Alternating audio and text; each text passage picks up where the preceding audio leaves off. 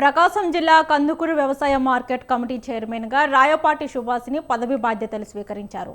ప్రమాణ స్వీకారోత్సవానికి ఎమ్మెల్యే ఈటూరి నాగేశ్వరరావు ముఖ్య అతిథిగా పాల్గొని నూతన చైర్మన్తో పాటు 12 మంది కమిటీ డైరెక్టర్లతో ప్రమాణ స్వీకారం చేయించారు.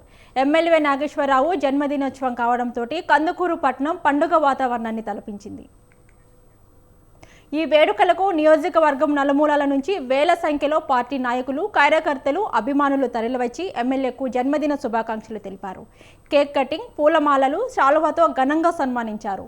రైతుల సంక్షేమం కోసం టీడీపీ ప్రభుత్వం కట్టుబడి పనిచేస్తుందని, వ్యవసాయ మార్కెట్ కమిటీల ద్వారా రైతులకు మెరుగైన సేవలు అందించేలా చర్యలు తీసుకుంటామని ఎమ్మెల్యే చెప్పారు.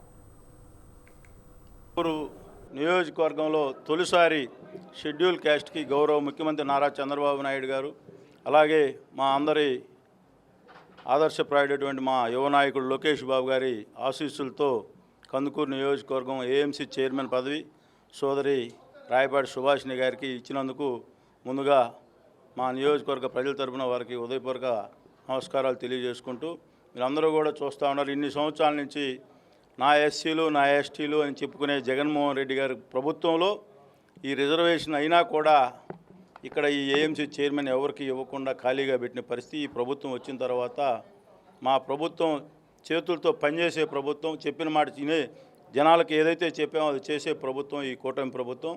దానిలో మీకు ఒక ఎగ్జాంపులే సోదరి రాయపాటి సుభాష్నికి ఈరోజు ఏఎంసీ చైర్మన్ ఇవ్వడం.